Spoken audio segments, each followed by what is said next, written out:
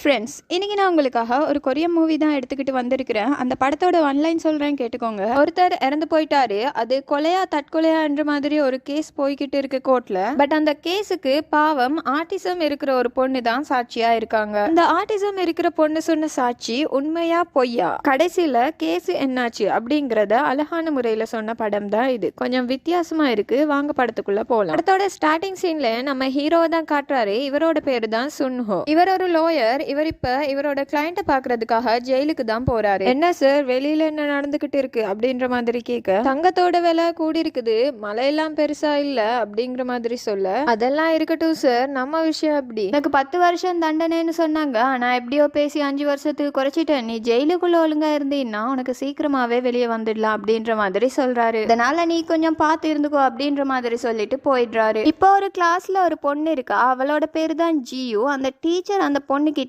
இந்த பேஜ்ல இருக்கிறத படின்னு சொன்னதுமே அவளும் எழுந்து அந்த பேஜ ஒரு செகண்ட் தான் பாக்குறா. அப்படியே எல்லாத்தையும் மனப்பாடம் பண்ணி சொல்ல ஆரம்பிக்கிறா. இதை பார்த்து அந்த டீச்சர் அவளை பாதியிலே நிறுத்திட்டு, ஜியு நீ ரொம்ப சூப்பர், அப்படியே மனப்பாடமே பண்ணிட்டியே, சரி உட்காரு அப்படின்னு சொல்லிட்டு அவ பாடத்தை படிப்பிக்கிறா. டீச்சர் சொன்னதுமே அவளும் நிப்பாட்டிட்டா. பட் இவளால முடியல. அவ மறுபடியும் அதெல்லாம் சத்தமா சொல்ல ஆரம்பிக்கிறா. ஸோ இதுதான் ஜியோட ப்ராப்ளமே. இவளுக்கு ஆட்டிசம் இருக்கு. ஆட்டிசம் இருக்கிறவங்க ரொம்பவே பேச மாட்டாங்க, ரொம்பவே ஸ்லோவா இருப்பாங்க. பட் சிலவங்க நார்மல் மனுஷங்களை விட ரொம்பவே புத்திசாலியா இருப்பாங்க. அப்படியான ஒருத்தர் தான் நம்ம ஜியு. இப்ப நம்ம லோயரை காட்டுறாரு. அவர் அப்பா கூட தான் வாழ்ந்துகிட்டு இருக்காரு. அப்பாவுக்கு ரொம்பவே வயசாயிடுச்சு. அவருக்கு ஞாபக மறதி வேற. அவருக்கு நிறைய கடன் எல்லாம் இருக்கு. அதெல்லாம் இவர் தான் கட்டணும். அதனாலதான் இந்த நீதி நேர்மை அப்படி எல்லாம் பார்க்காம நிறைய கிரிமினல்ஸ்காகவும் இவர் வாதாட ஆரம்பிக்கிறாரு. அப்படியே இவங்க பேசிக்கிட்டு இருக்கும்போது இவருடைய அப்பா சொல்றாரு, டேய் உனக்கு இவ்வளோ வயசாயிடுச்சு, ஒரு கல்யாணம் கூட பண்ணிக்காம இருக்கிற, இங்க பாரு நானே உனக்கு பொண்ணு பார்த்துருக்கிறேன், இந்தா பாரு அப்படின்னு சொல்லி போட்டோவை கொடுக்குறாரு.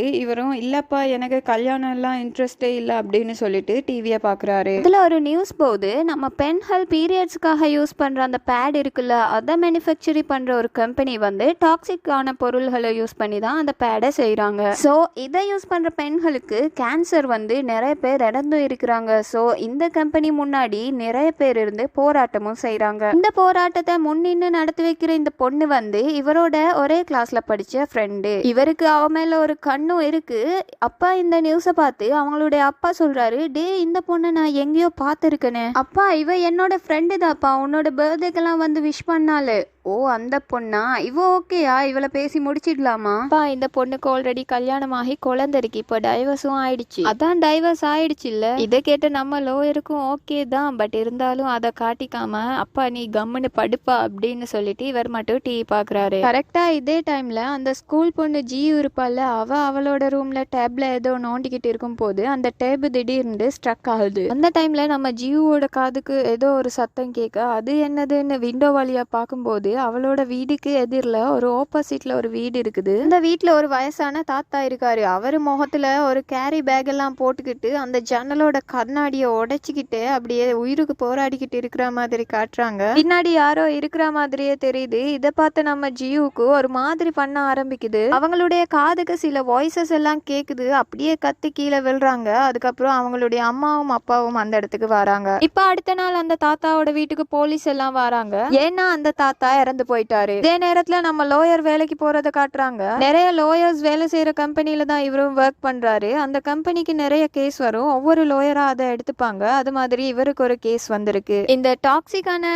பேடை உருவாக்குற அந்த கம்பெனி இருக்குல்ல, அந்த கம்பெனி தான் இவங்க கிட்ட வந்திருக்காங்க. அந்த கம்பெனி மேலதான் தப்பு இருந்தாலும் அவங்கள காப்பாத்தணும். நம்ம லோயர் சுன்ஹோவுக்கு ஒரு பாஸ் இருக்காரு. அவரு வந்து நம்ம லோயரையும் அடுத்த லோயர்ஸ்களையும் சேர்த்து ஒரு மீட்டிங் அரேஞ்ச் பண்றாரு. அந்த கம்பெனியோட ஓனரும் அங்கதான் இருக்காரு. அதான் அந்த டாக்ஸிக்கான பேடை விற்கிற அங்க இருக்கிற எல்லா லோயர்ஸும் சேர்ந்து இந்த ஓனருக்கு ட்ரைனிங் கொடுக்குறாங்க. கோர்ட்ல எப்படி நடந்துக்கணும், எந்த மாதிரி பேசணும் அப்படின்னு. இப்ப எக்ஸாம்பிளுக்கு நான் ஒரு கேள்வி கேட்கிறேன், அதுக்கு நீங்க பதில் சொல்லுங்க. சரி இங்க பாருங்க, ரொம்பவே மோசமான டாக்ஸிக்க கலந்த சானிட்டரி பேடை நீங்க விக்கிறீங்க. இதனால நிறைய பேருக்கு கேன்சர் வருது. இது உண்மைதானா? இதை கேட்ட அந்த கம்பெனியோட ஓனரு எனக்கு தெரியாது அப்படின்ற மாதிரி நக்கலா பதில் சொல்ல, இதை பார்த்த சுன்ஹோ அவர் சிரிக்கிறாரு. உடனே நம்ம பாஸும் சார் நீங்க இது மாதிரி பேசுனீங்கன்னா உடனே கண்டுபிடிச்சிடுவாங்க உங்க மேலதான் தப்பு இருக்குன்னு, அதுக்கு நீங்க கொஞ்சம் ரெஸ்பான்சிபிளா பேசணும். அப்படியே நம்ம சுன்ஹோ கிட்ட வந்து ஆமா நீ எதுக்காக சிரிச்ச, சரி ஓகே இந்த கேஸை நான் உனக்கே கொடுக்குறேன்னு வச்சுக்கோயே, அப்ப எப்படி நீ இந்த கம்பெனியை காப்பாத்துவ, ஒரு வெலிடான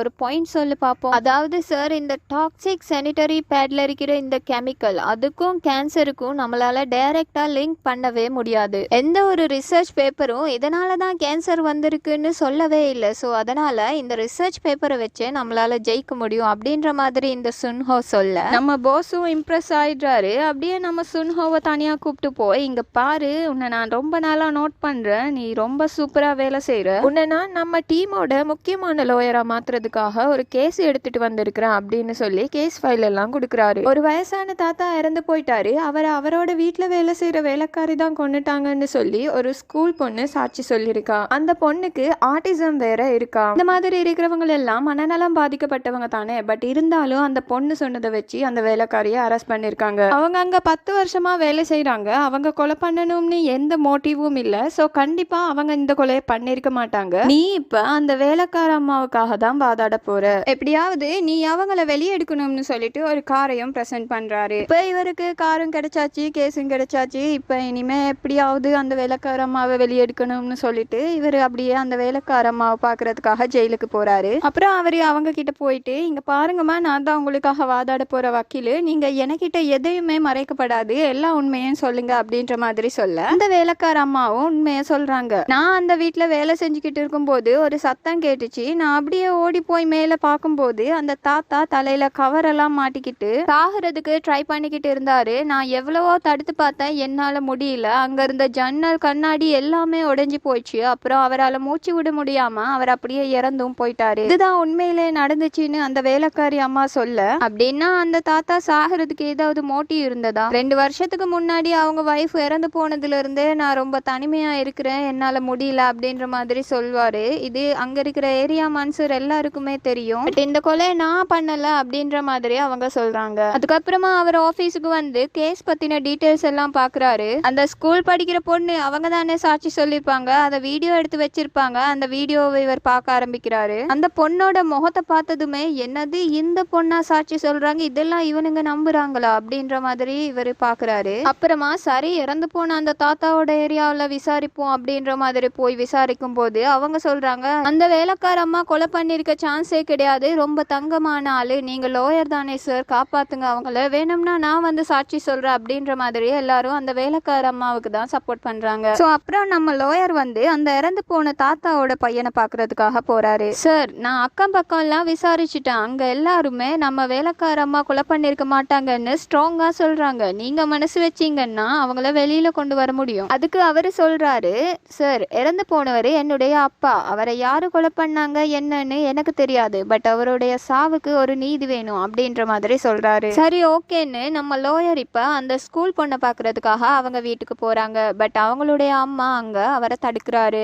ஏற்கனவே என் பொண்ணு சாட்சி சொல்லியாச்சு, இப்ப எல்லாத்தையும் மறந்து கொஞ்சம் நிம்மதியா இருக்க ட்ரை பண்றா, இப்போ வந்து எல்லாத்தையும் கெடுத்து விட்டுடாதீங்க, ப்ளீஸ் இங்க இருந்து போங்க அப்படின்ற மாதிரி சொல்லி லோயரா அனுப்பி வைக்கிறாரு. அவரும் சோகமா போகும்போது இந்த எல்லா விஷயத்தையும் ஜன்னல் கிட்ட இருந்து அந்த பொண்ணு பாத்துக்கிட்டு இருக்கிறா. அப்புறமா நம்ம லோயர் இந்த ஆட்டிசம் பத்தி தெரிஞ்ச ஒரு லேடி கிட்ட போறாரு. அங்க போய் அவங்க கிட்ட அந்த பொண்ணு சாட்சி சொன்ன அந்த வீடியோவை காட்டி இவங்க தெளிவா தான் பேசுறாங்களா அப்படின்றத கேட்கும் போது, சார் அந்த பொண்ணு ரொம்ப தெளிவா இருக்கா, ரொம்ப லாஜிக்காவும் பேசுறா, அது மட்டும் இல்ல அவங்கள ரொம்பவே அமைதியான ரூம்ல வச்சு கேள்வி கேட்கறாங்க அந்த அட்வொகேட். அப்படின்னா அவருக்கும் அந்த ஆட்டிசம் பத்தி நிறையவே தெரிஞ்சிருக்கு. இந்த வீடியோவை வச்சு அந்த பொண்ணு உண்மை சொல்றாளா பொய் சொல்றாளா என்றத நம்மளால உறுதியா சொல்ல முடியாது, பட் ஒன்னு சொல்லலாம், அந்த பொண்ணு ரொம்பவே புத்திசாலி. இதெல்லாம் கேட்டுட்டு அவருடைய கேர்ள் ஃப்ரெண்டு அதான் போராட்டம் எல்லாம் பண்ணாங்களே அவங்களுடைய வீட்டுக்கு போறாரு. இவரு அவங்களுடைய வீட்டுக்கு போய் ஜோலியா சாப்பிட்டுக்கிட்டு பேசிக்கொண்டு இருக்கிறாங்க. அப்படியே இவருடைய கேர்ள் ஃப்ரெண்ட் சும்மா பேச்சு வாக்குல சொல்றா, அந்த கேவலமான கம்பெனி மேல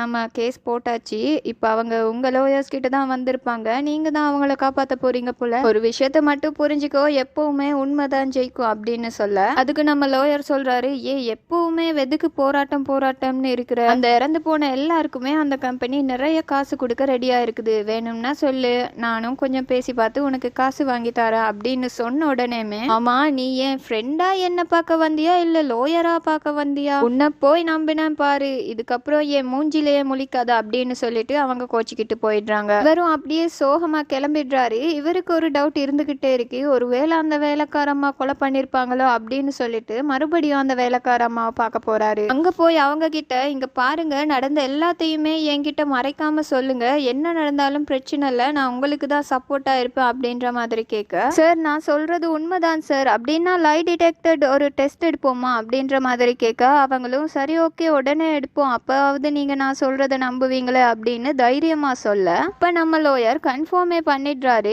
இவங்க இந்த கொலையை பண்ணிருக்க மாட்டாங்கன்னு. சோ அப்படின்னா இந்த ஸ்கூல் பொண்ணு தான் ஏதோ ஒரு குழப்பத்துல இருந்திருப்பா, இவளுக்கு ஆட்டிசம் வேற இருக்கா, சோ இவங்க மனநலம் பாதிக்கப்பட்டவங்க தானே அப்படின்னு இவரே நினைச்சுக்கிட்டு நாம அந்த பொண்ணு கிட்ட பேசி உண்மையை கறக்கலாம் அப்படின்னு சொல்லிட்டு அந்த பொண்ணை பாக்குறதுக்கு ட்ரை பண்றாரு. இவரு அந்த பொண்ணை பாக்குறதுக்காக அவங்களுடைய ஸ்கூல் கிட்ட வெயிட் பண்ணிக்கிட்டு இருக்கும் போது அந்த பொண்ணு அவளோட ஃப்ரெண்டு கூட வரா. பின்னாடி இன்னும் கொஞ்சம் பசங்க அவங்கள கிண்டல் பண்ணிட்டு வராங்க. ஏன்னா இந்த பொண்ணு மத்தவங்க மாதிரி இல்ல, கொஞ்சம் வித்தியாசமா இருப்பாள்ல, அதனாலதான் கிண்டல் பண்றாங்க. அப்ப நம்ம லோயரு அந்த பொண்ணோட ஃப்ரெண்டு கிட்ட போய், நான் இந்த பொண்ணு கிட்ட கொஞ்சம் பேசணும், நான் லோயரு அப்படின்ற மாதிரி இவரோட விசிட்டிங் கார்டை காட்டுறாரு. அப்படியே நம்ம லோயர் அவங்க கூடவே நடந்துட்டு வந்திருக்கும் போது அந்த ஜீவு பொண்ணு அவரோட டையவே கொஞ்ச நேரம் உத்து பார்த்துட்டு 267 அப்படின்ற மாதிரி சொல்றாரு. அந்த லோயருக்கு எதுவுமே புரியல. 267 அப்படின்னா உங்களோட டைல மொத்தம் 267 டாட்ஸ் இருக்குது அப்படின்னு சொல்ல நம்ம லோயர் அப்படியே ஷாக் ஆகுறாரு. இவ ஒரு செகண்ட் தான் பார்த்திருப்பா, இவளால எப்படி என்ன முடியும், ஒருவேளை நம்ம கிட்ட பொய் சொல்றாளோ அப்படின்னு இவர் கண்டுக்கல. இவர் அந்த பொண்ணு கிட்ட போய், இங்க பாருமா பொண்ணு, நீ ஒரு கொலையை பார்த்தில்ல, அது கன்ஃபார்மா கொலைதான்னு உனக்கு தெரியுமா, அதை நீ எப்படி சொல்ற அப்படின்ற மாதிரி கேட்க, நம்ம ஜியு பொண்ணு இதெல்லாம் கண்டுக்காம உடனே குயில் மாதிரி கத்துறாங்க,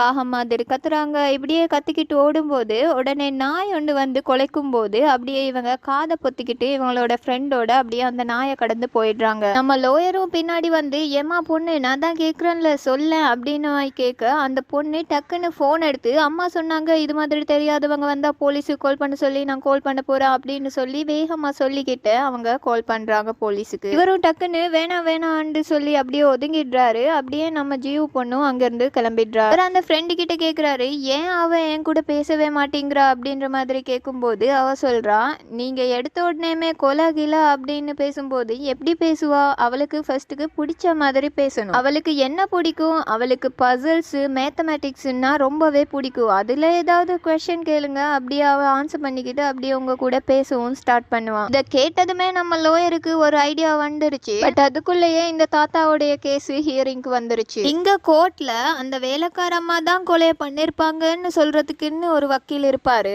அவரு என்ன பண்றாருன்னா, அந்த இறந்து போன தாத்தாவை அட்டாப்சி பண்ண அந்த டாக்டரை கூப்பிட்டு அவர்கிட்ட கேள்வியை கேட்கிறாரு. அந்த நேரத்துல அந்த வேலைக்காரம்மா என்ன சொல்லிருக்காங்கன்னா, அந்த தாத்தா அவரோட மூஞ்சில பிளாஸ்டிக் கவர் எல்லாம் போட்டுக்கிட்டு அவரே சாகுறதுக்கு ட்ரை பண்ணாங்களாம், இவங்க காப்பாத்த போனாங்களாம், பட் முடியலையாம், அந்த பிளாஸ்டிக் கவரை கூட பிக்கவே முடியலையாம், தாத்தா விடவும் இல்லையா. இத பத்தி நீங்க என்ன நினைக்கிறீங்க டாக்டர்னு சொல்லி டாக்டர் கிட்ட கேள்வியை கேட்க, அதுக்கு அந்த டாக்டர் சொல்றாரு, இறந்து போன அந்த தாத்தாவை பார்த்தா எப்படியும் ஒரு 80 வயசு இருக்கும், அவரோட நம்ம வேலைக்காரம்மாவை கம்பேர் பண்ணும் போது அவங்க ரொம்பவே ஸ்ட்ராங், அவங்க நினைச்சிருந்தா அந்த பிளாஸ்டிக் கவரை பிச்சு எடுத்திருந்திருக்க முடியும், பட் அவரை விடவே இல்லையா, 80 வயசு தாத்தாவால அவ்வளோ பவர் எல்லாம் ஜெனரேட் பண்ணவே முடியாது அப்படின்னு டாக்டர் சொல்றாரு. இப்ப நம்ம லோயர் சுன்ஹோ வந்து அந்த டாக்டரை குறுக்கு விசாரணை செய்ய ஆரம்பிக்கிறாரு. கையில ஒரு புக் எடுத்து அதுல ரெஃபரன்ஸை காட்டுறாரு. இது ஒரு பெரிய டாக்டர் எழுதினது. அண்ணில மூழ்கி உயிருக்கு போராடிக்கிட்டு இருக்கிற ஒருத்தரால நார்மல் மனுஷங்களை விட அதிகப்படியான சக்தியை வெளிப்படுத்த முடியுமா, அதாவது நம்ம சாக போறோம் அப்படின்னா உடம்புக்கு வந்து மூளை அதிகப்படியான சக்தியை கொடுக்குமா, அதனால ஒரு சின்ன பையனால ஒரு பெரிய வண்டியை கூட தூக்க முடியும், ஒரு தாத்தாவால அவருக்கு மீறி அதிகப்படியான சக்தியை வெளிப்படுத்த முடியும். இந்த விஷயத்த புக்ல எழுதின அந்த பெரிய டாக்டர் யாரு தெரியுமா, இந்த இருக்கிறாரே இவரு தான். சரி இப்ப சொல்லுங்க டாக்டர், சாகிற நேரத்துல அந்த தாத்தாவுக்கு அதிக பவர் வந்து அந்த வேலைக்கார அம்மாவை தள்ளி விட்டு இருக்கலாம்ல, ஆனா இப்ப முடியாதுன்னு சொல்றீங்க, ஆனா புக்ல மட்டும் சின்னவங்களால பெரிய வண்டியெல்லாம் தூக்க முடியும், இதுல எது உண்மை அப்படின்னு நீங்களே சொல்லுங்க பாப்போம் அப்படின்னு கேட்டதுமே டாக்டரால எதுவுமே சொல்ல முடியல. அந்த தாத்தாவோடைய முகத்தை சுத்தி இருந்த அந்த பிளாஸ்டிக் பேக் கவருக்குள்ள அந்த பூச்சி மருந்தோட கேஸ் இருந்திருக்கு. இப்படி அந்த கேஸ் வந்துச்சு ஏன்னா அந்த தாத்தா சாகணும்னு முடிவு பண்ணிட்டாரு அப்படின்னு சொல்லி ஒரு வீடியோவை காட்டுறாரு. அந்த வீடியோல அந்த தாத்தாவே போய் அந்த பூச்சி மருந்தை வாங்குற மாதிரி இருக்கு. இதெல்லாம் பார்க்கும்போது அந்த வேலைக்காரி கொலை பண்ண மாதிரி தெரியல, அவரே கொலை பண்ண மாதிரி தான் இருக்கு அப்படின்னு நம்ம லோயர் சொன்னதும் வந்ததும் ஜட்ஜி என்ன சொல்றாருன்னா 2 வாரம் கழிச்சு கடைசி ஹியரிங்க வச்சுக்கலாம், அந்த விட்னஸை கூட்டிட்டு வாங்க,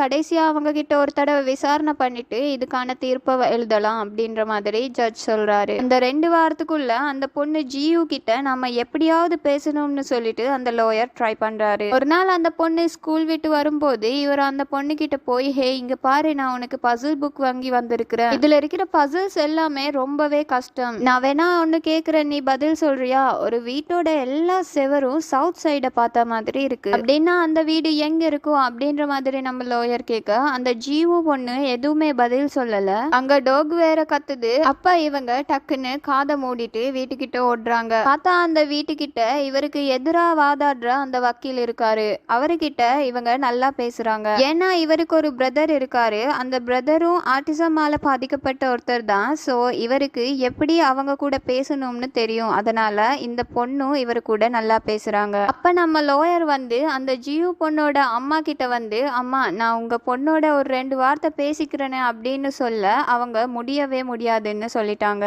அப்புறம் இவரு அந்த வக்கீல் கிட்ட கேக்குறாரு, டே இருக்கிற எல்லா ஆதாரமும் அந்த வேலைக்கார அம்மா கொலையே பண்ணலங்கிற மாதிரி தானே இருக்கு, அப்புறம் ஏன் நீ அவங்க தான் கொலை பண்ற அப்படின்ற மாதிரி அவங்கள காலி பண்றதுலே குறியா இருக்கிற? அதுக்கு ஒரே காரணம் தான், ஆட்டிசம் இருக்கிறவங்க பொய் சொல்ல மாட்டாங்க, கண்டிப்பா அந்த ஜியூ சொல்றது உண்மைதான், அந்த வேலைக்கார அம்மா தான் கொலை பண்ணிருக்கணும் அப்படின்ற மாதிரி சொல்றாரு. இவர் சொன்னதை அந்த லோயர் நம்புற மாதிரியே இல்ல. அப்பதான் இவர் பாக்குறாரு அவருடைய கேர்ள் ஃப்ரெண்ட் அந்த போராட்டம் பண்ணதுல ஃபர்ஸ்ட் ட்ரையல்ல தோத்து போயிட்டாங்க. அப்புறம் இவரு அந்த கேர்ள் ஃப்ரெண்ட் கிட்ட போய், ஹே நீ என்னதான் பண்றேன்னு உனக்கு தெரியுதா, நீங்க என்னதான் பண்ணாலும் அந்த கம்பெனி உங்களால ஜெயிக்கவே முடியாது, ஏன்னா 15 லோயர்ஸ் அந்த கம்பெனிக்காக வாதாடுறாங்க, 15 பேரும் ஆல்ரெடி ஜட்ஜா இருந்தவங்க, பெரிய பெரிய ஆளுங்க. உடனே அந்த கேர்ள் ஃப்ரெண்டும் 15 பேரா, உன்னையும் சேர்த்துக்க 16 பேரு, இனிமே என்னோட மூஞ்சிலேயே முழிக்காத அப்படின்னு சொல்லி திட்டிடுறாங்க. அவரும் சோகமா வீட்டுக்கு போய் ஒரு சில போட்டோஸ் எல்லாம் பாக்குறாரு. இவரும் ஏற்கனவே அந்த பொண்ணு கூட சேர்ந்து நிறைய போராட்டங்கள் எல்லாம் பண்ணிக்கிட்டு இருந்தவர் தான், இப்பவே கொஞ்சம் செல்ஃபிஷா மாறிட்டாரு. பட் இவரு நல்லவர் தான், வேற வழி இல்லாம இந்த பொழப்ப பண்றாரு. அப்ப இவரோட பாஸ் இவரை ஒரு பார்ட்டிக்காக இன்வைட் பண்றாரு. அந்த பார்ட்டி வேற லெவல்ல இருக்கு, அங்க பணம் சரக்கு எல்லாமே இருக்கு. அப்ப நம்ம லோயரும் அந்த பார்ட்டிக்கு போறாரு. அப்பதான் நம்ம போஸ் ஒரு விஷயம் சொல்றாரு, இப்ப நீ ஒரு கேஸ பாத்துக்கிட்டு இருக்கல்ல, அந்த இறந்து போன தாத்தாவுடைய கேஸ், அந்த தாத்தாவுடைய பையன் வந்து என்னோட ஃப்ரெண்டு தான், அவருக்கு ஒரு பெரிய கம்பெனி இருக்கு, அந்த கம்பெனிக்கு ஒரு லீகல் அட்வைசர் வேணும்னு என்கிட்ட கேட்டிருக்காரு, இந்த கேஸ மட்டும் எப்படியாவது சக்சஸ்ஃபுல்லா முடிச்சிடு, அப்புறம் நீ தான் அந்த கம்பெனிக்கு லீகல் அட்வைசர், உனக்கு நிறைய பணம் கிடைக்கும் அப்படின்ற மாதிரி சொல்ல, இத கேட்ட நம்ம லோயருக்கு செம்ம சந்தோஷம். அவர் அப்படியே குடிச்சிட்டு வீட்டுக்கு வராரு. அப்படியே வீட்டுக்கு வந்து அப்பா கிட்ட சொல்றாரு, அப்பா எங்களுடைய கஷ்டம் எல்லாம் இப்ப போயிடும்பா, நான் ஒரு பெரிய கம்பெனிக்கு லீகல் அட்வைசர் ஆக போறேன்ப்பா அப்படின்ற மாதிரி சொல்ல, ஓ அப்படியா, சரி ஓகே அப்படின்னு அப்பா நார்மலா சொல்றாரு. என்ன நாம இவ்வளோ பெரிய விஷயத்த சொல்றோம், அப்பா ரியாக்டே பண்ணல, சரி ஓகேன்னு இவர் படுக்க போகும்போது இவருக்கு ஒரு அன்னோன் நம்பர்ல இருந்து ஒரு மெசேஜ் வருது. ஏன்னா அந்த வீடு நார்த் போல்ல இருக்கு அப்படின்ற மாதிரி மெசேஜ் வர, என்ன இந்த மெசேஜ் ஒன்னும் புரியல அப்படின்ற மாதிரி யோசிக்கும் போது டக்குன்னு இவருக்கு ஸ்ட்ரைக் ஆகுது, அட இது நம்ம ஜியோ கிட்ட கேட்ட பசில், அப்ப இந்த அன்னோன் நம்பர் ஜியோ தானா அப்படின்னு சொல்லி டக்குன்னு கால் பண்றாரு. அப்ப ஜியோ தான் பேசுறாங்க, அந்த வீடு நார்த் போல்ல தான் இருக்கு, கரெக்ட் தானே அப்படின்ற மாதிரி கேட்க, பரவாயில்லையே நீ கரெக்டா சொல்லிட்ட அப்படின்னு உடனே இன்னொரு கேள்வி கேட்கிற, நீ ஆன்சர் சொல்லு அப்படின்னு சொல்லி அடுத்த கேள்வியை கேட்க, அதுக்கும் உடனே அவங்க ஆன்சர் சொல்றாங்க. சூப்பர் சூப்பர், நாம இப்படி பண்ணலாமா, நான் தினமும் 5 மணிக்கு உன்கிட்ட ஒரு கேள்வி கேட்கிறேன், நீ அதுக்கான பதில அடுத்த நாள் சொல்லணும், ஓகேவா அப்படின்னு கேட்க ஜியும் ஓகேன்னு சொல்லிடுறாங்க. இப்படியே ஒவ்வொரு நாளும் இவர் கேள்வி கேட்கிறாரு, அவங்களும் போன் பண்ணி பதில் சொல்றாங்க. அப்படியே கொஞ்சம் கொஞ்சமா இவங்களோட பழக ஆரம்பிக்கிறாங்க, நேர்ல கண்டாலும் ஜூஸ் வாங்கி கொடுக்கறது அப்படின்னு ரொம்பவே செட் ஆயிடுறாங்க. அப்புறம் அந்த தாத்தாவுடைய பையனோட கம்பெனிக்கு போய் டாக்குமெண்ட்ஸ்ல சைன் போடுறாரு. இனிமே இவர் தான் இவங்களுடைய கம்பெனிக்கு லீகல் அட்வைசர். இவர் இந்த தாத்தாவோட கேஸ முடிச்சிட்டாருன்னா இவருக்கு இந்த வேலையில வந்து ஜாயின் ஆகலாம். இப்ப நம்ம லோயரு இப்பதான் நம்ம ஜியோட செட் ஆயிட்டோமே, இப்ப அந்த கேஸ பத்தி கேட்கலாம் அப்படின்னு சொல்லிட்டு அவங்க கிட்ட போறாரு. அங்க போய் பார்த்தா அந்த ஜியோக்கு ஒரு ஃப்ரெண்ட் இருப்பால, அவ கையில ஏதோ பூச்சி எல்லாம் கலந்த ஒரு தண்ணிய வச்சுக்கிட்டு இத ஜியோ கிட்ட காட்டி, இந்த இத நீ குடி அப்படின்னு சொல்லி கட்டாயப்படுத்திக்கிட்டு இருக்கா. ஜியோவோட இந்த பொண்ணு பழகுறதால மத்தவங்க எல்லாரும் சேர்ந்து இந்த பொண்ணை கிண்டல் பண்றாங்களாம். கூட பழகுறதால தான் என்ன இந்த தண்ணிய குடிக்க வச்சாங்க, இந்த நீயும் இந்த தண்ணிய குடி அப்படின்னு சொல்லிட்டு அவளை கம்பல் பண்ணி குடிக்க வைக்க ட்ரை பண்ணும் போது சரியா அந்த நேரத்துல நம்ம லோயர் வராரு. ஹே நீ என்ன பண்ணிக்கிட்டு இருக்க, உன்னை நான் நல்ல பொண்ணுன்னு இல்ல நினைச்சேன்,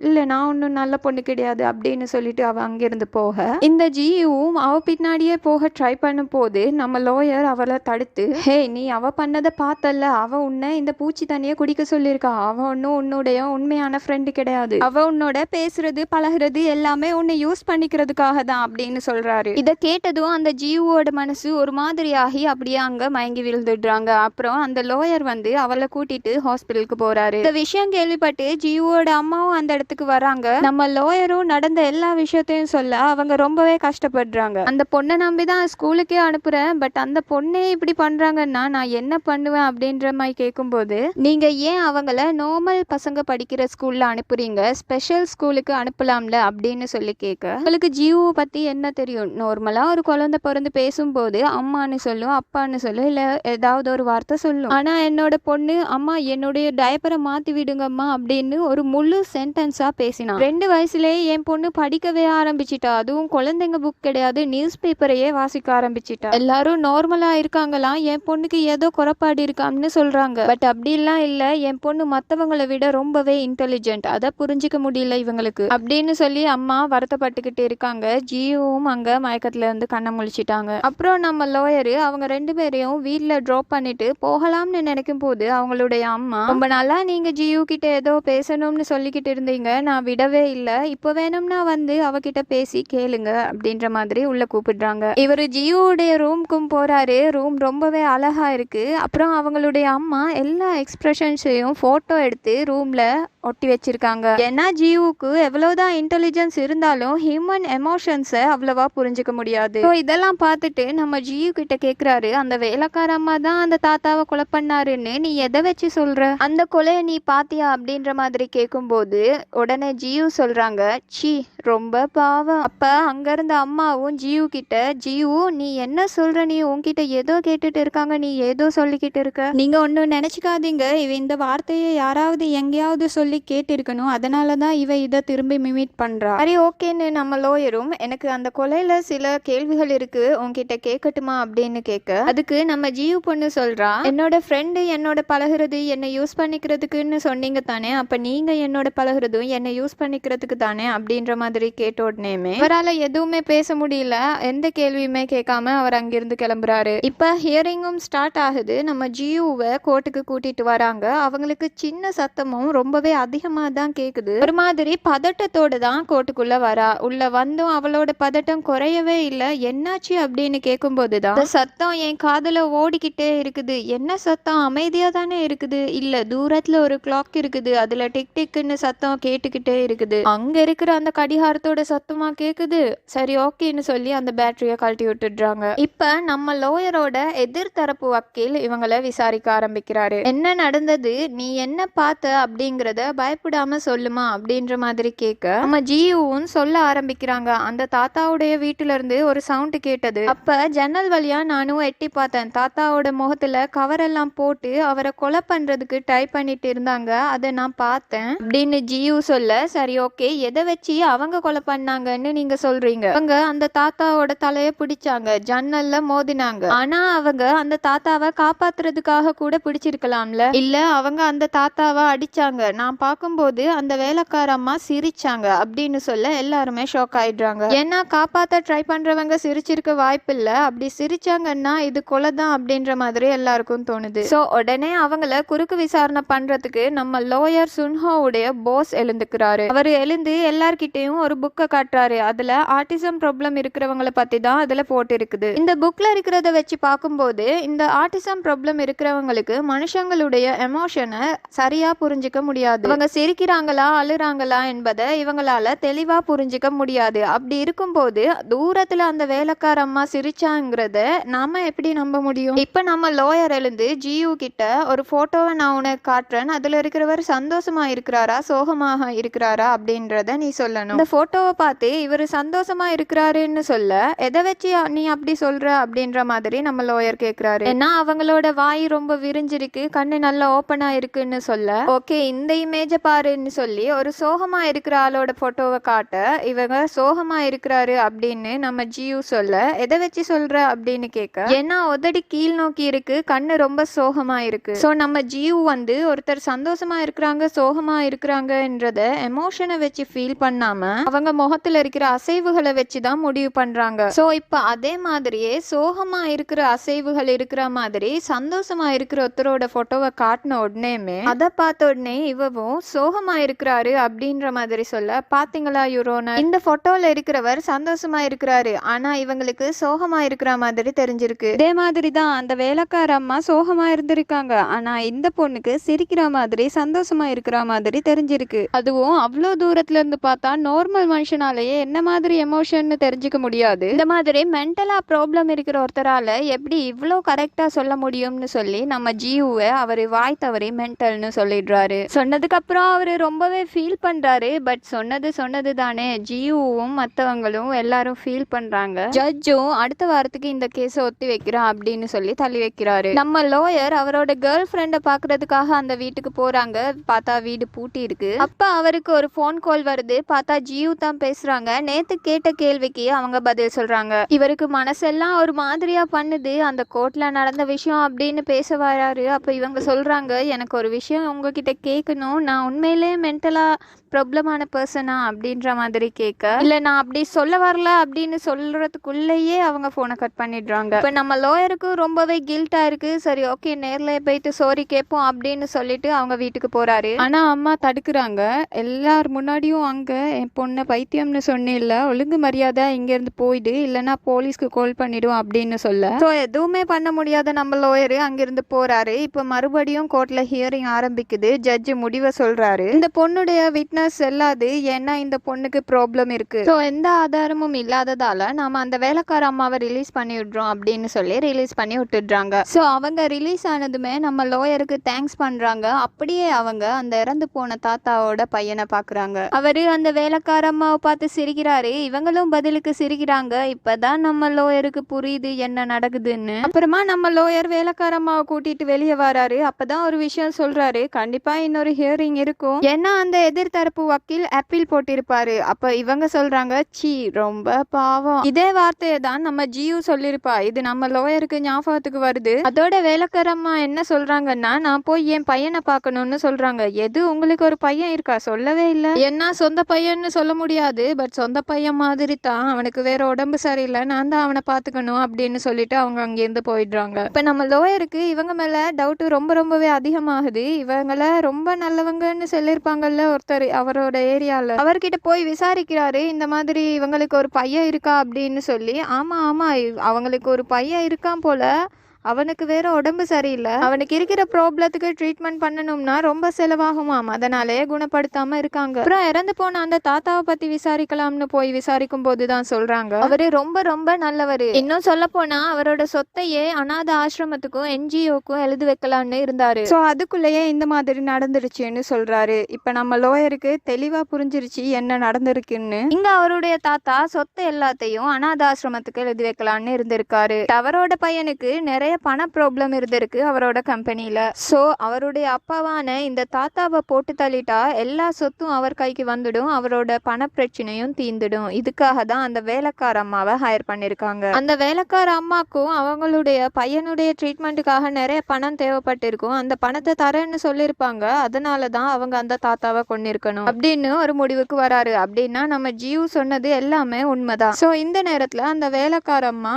ஸ்கூலுக்கு போய் ஜியூவை மீட் பண்றாங்க. அப்படியே இவங்க ஜியூவை பிடிச்சி, நான் இந்த ஆன்ட்டிய பார்த்தேன், கொலை பண்ணாங்க, அப்படி இப்படின்னு ஏதாவது சொன்னேன், அப்படியே உன் கழுத்தை பிடிச்சி நெரிச்சு அப்படியே கொன்னுடுவேன் அப்படின்ற மாதிரி மிரட்டிட்டு போயிடுறாங்க. இங்க நம்ம லோயரோட கேர்ள் ஃப்ரெண்ட் இவரோட பேசவே மாட்டேன்றாங்க. நீ பண்ற வேலைக்கு உன் மூஞ்சில எல்லாம் முழிக்க மாட்டேன்னு சொல்லிட்டு போயிடுறாங்க. அப்ப இவருக்கு ஒரு போன் கால் வருது. என்னன்னா, அந்த வேலைக்கார அம்மா நம்ம ஜியூவை மிரட்டிட்டு போயிருப்பாங்கல்ல, அப்படியே இவங்க மயங்கி விழுந்து ஹாஸ்பிட்டல்ல சேர்த்திருக்காங்களா. ஜியூவை பாக்குறதுக்கு இவருக்கு ரொம்ப கஷ்டமா இருக்கு, என்ன பண்றதுன்னே தெரியல. நாம தப்பு பண்ணிட்டோமோ அப்படின்ற மாதிரி இவருக்கு தோணுது. ஏன்னா ஒரு கொலைகாரிக்கு ஹெல்ப் பண்ணி அவங்கள வெளியே வர வச்சுட்டாங்கல்ல, இதுக்கு நம்ம ஏதாவது ஒண்ணு பண்ணணும்னு சொல்லிட்டு அந்த எதிர்த்தரப்பு வக்கீலுக்கு கால் பண்றாரு. விஷயத்த சொல்றாரு. சொன்ன உடனேமே அந்த எதிர்த்தரப்பு வக்கீல் ஜியூவோட அம்மா கிட்ட போய், அம்மா நான் அப்பீல் போட்டிருக்கிறேன், இன்னும் ஒரு தடவை உங்க பொண்ணு ஜியூ கோர்ட்ல வந்து சாட்சி சொல்லணும். அம்மா முடியவே முடியாதுன்னு சொல்றாங்க. ஒரு தடவை வந்ததுக்கே என் பொண்ணை பைத்தியம்னு சொல்லிட்டாங்க, இன்னும் ஒரு தடவை வர அளவுக்கு எனக்கு தைரியம் இல்லை அப்படின்னு சொல்ல, இது எல்லாத்தையும் ஜியும் கேட்டுக்கிட்டு இருக்கிறாங்க.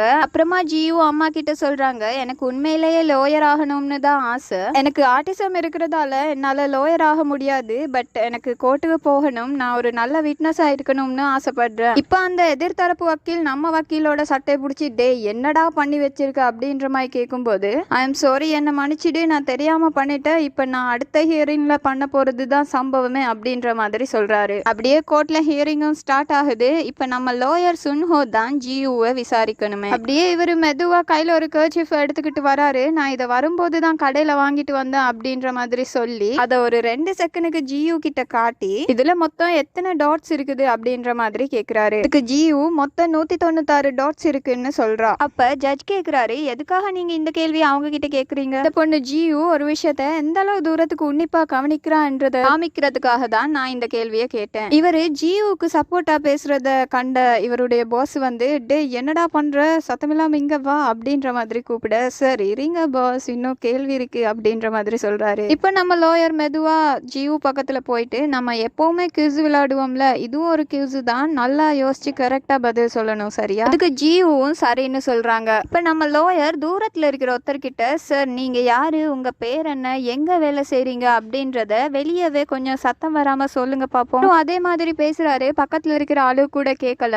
பட் நம்ம ஜியூ கரெக்டா சொல்றாங்க அவருடைய பேர் என்ன, அவர் எங்க வேலை செய்யறாருன்னு. இங்க இருந்த எல்லாருமே ஷாக் ஆகுறாங்க. அப்ப நம்ம லோயர் சொல்றாரு, நம்ம போஸ் காட்டின அதே புக்ல தான் இதையும் போட்டிருக்காங்க. ஆட்டிசமால பாதிக்கப்பட்டு இருக்கிறவங்களுக்கு ஹியரிங் சென்ஸ் அதிகமாவே இருக்குமா, பட்டாம்பூச்சி அடிக்கிறது கூட அவங்களுக்கு இடி இடிக்கிற மாதிரி கேட்குமா. அப்ப லோயர் கேக்குறாரு, ஜியூ அந்த வேலைக்காரமா என்னென்ன பேசினாங்கன்னு உன் காதுல கேட்டுச்சா? ஆமா, எல்லாமே கேட்டுச்சு, மொத்தம் 52 வார்த்தைகள். அப்படியா, சொல்லுன்னு சொல்ல அந்த வேலைக்காரம்மா சொன்ன எல்லா டயலாக்ஸையும் இவங்க சொல்ல ஆரம்பிக்கிறாங்க. அடச்சி, ரொம்ப பாவம், சீக்கிரமா செத்து தொலைவான்னு பார்த்தா ரொம்ப டார்ச்சர் பண்ணி தலட்டு பயல சாவுடா அப்படின்ற மாதிரி எல்லா டயலாகையும் இவங்க சொல்றாங்க. அந்த வார்த்தைகள் எல்லாம் கணக்கு பண்ணி பார்க்கும்போது அங்க கரெக்டா 52 வார்த்தைகள் இருக்கு. யோர் ஆனர், ஜியூ சொல்றது எல்லாமே உண்மைதான், அதே மாதிரி அவ பார்த்தது எல்லாமே உண்மைதான். ஏன்னா ஆட்டிசம் இருக்கிறவங்களுக்கு போட்டோகிராஃபிக் மெமரி இருக்கும். நான் அந்த கர்ச்சீஃபை கொஞ்ச நேரம் தான் காட்டினேன், அதுக்குள்ள அதுல எவ்வளவு டாட்ஸ் இருக்குன்னு இவ எண்ணிட்டா. சோ அப்படி இருக்கும்போது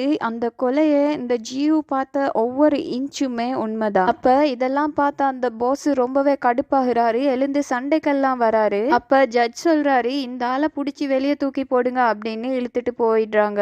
அப்ப நம்ம லோயர் எல்லாரும் முன்னாடியும் சொல்றாரு, நான் போன ஹியரிங்ல நான் இந்த பொண்ணை மென்டலி அப்செட்னு சொல்லிட்டேன், ஆனா இவ உண்மையிலேயே புத்திசாலி. இன்னும் சொல்ல போனா அவ சாதாரண இன்னசென்ட் விட்னஸ் கிடையாது, இது வரைக்கும் இருந்த விட்னஸ்லயே இவ தான் பெஸ்ட் விட்னஸ். அதுக்கப்புறமா அந்த வேலைக்கார அம்மா கிட்ட போய் சொல்றாரு, ஒழுங்கா உண்மையை நீங்களே ஒத்துக்கோங்க, அப்படின்னா உங்க தண்டனை காலத்தை கம்மி பண்ணுவாங்க, அப்படி இல்லைன்னா அவ்வளவுதான், யாரு இதை பண்ண சொன்னாங்கன்னு மட்டும் உண்மையை சொல்லுங்க அப்படின்னு சொன்ன உடனேமே அந்த தாத்தாவுடைய பையனை காட்டி, இவர் தான் இதெல்லாம் பண்ண சொல்லி சொன்னாங்க அப்படின்னு அழுதுகிட்டே சொல்றாங்க. சோ ஒரு வழியா இந்த கேஸ் முடியுது. கொலை பண்ண அந்த வேலைக்கார அம்மாவுக்கும் கொலை பண்ண சொன்ன அந்த தாத்தாவோட பையனுக்கும் தண்டனை கிடைச்சி அந்த ஜியூ பொண்ணும் ரொம்ப சந்தோஷமா கோட்டை விட்டு போறாங்க. அப்படியே சில நாட்கள் கடந்து போகுது. அன்னைக்கு ஜியூவுக்கு பர்த்டே. ஸோ நம்ம லாயர் போயிட்டு அவங்களுக்கு நிறைய கிஃப்ட் எல்லாம் கொடுக்குறாரு, நிறைய பசில்ஸ் புக் எல்லாம் கொடுக்குறாரு. இதுக்கப்புறமா நம்ம மீட் பண்ணுவோமான்னு தெரியல அப்படின்னு சொல்லிட்டு சோகமா வெளியே போகும்போது இவருக்கு ஒரு கால் வருது ஜியூ கிட்ட இருந்து. என்னம்மா, இப்பதானே பார்த்துட்டு வந்தேன், இல்ல 5 மணி ஆச்சுல, நீங்க பசில்ஸ் கேட்பீங்கல்ல. அப்ப இவருக்கு மனசெல்லாம் ஒரு மாதிரி பண்ணுது. அப்ப ஜியூ சொல்றாங்க,